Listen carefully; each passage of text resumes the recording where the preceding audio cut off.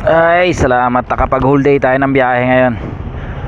Time check 8:30 8:30 ng gabi. Biyahe ako ng alas 10. Goods na to. Pwede na tayong gumarahe. Sakit na rin ang puwet ko. Ilang bookings natin ngayon? 23 bookings.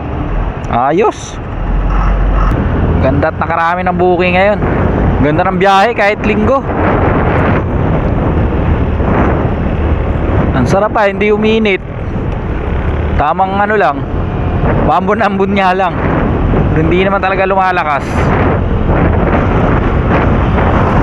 Hindi masyadong pagod niya yun. Hindi tayo nababad sa initan. Malamig ang panahon eh.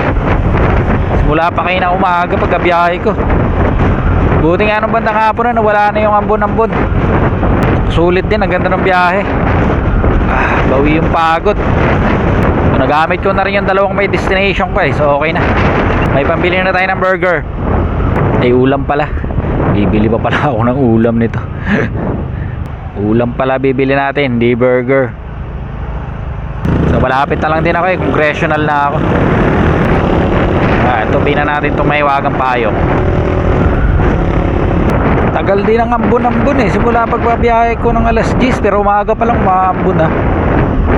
Simula pagbabiyahe ko ng alas 10 nawala siya.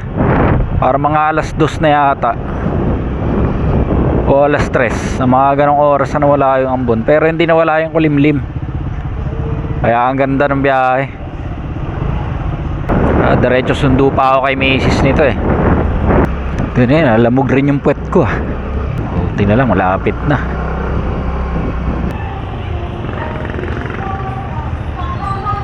Ito. La. Sundo na natin diretso si Macy's para di na babalik-balik. Thank you Lord.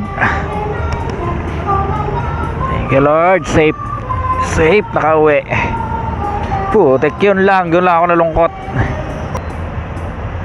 Grabe itsura ni Finn. Putek, yan lang problema kapag maulan ang panahon. May itsura, grabe. Matindi-tinding linisan to. Matindi-tinding linisan, men.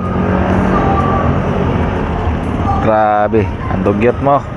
Pero goods, safe tayo nakauwi. Alright.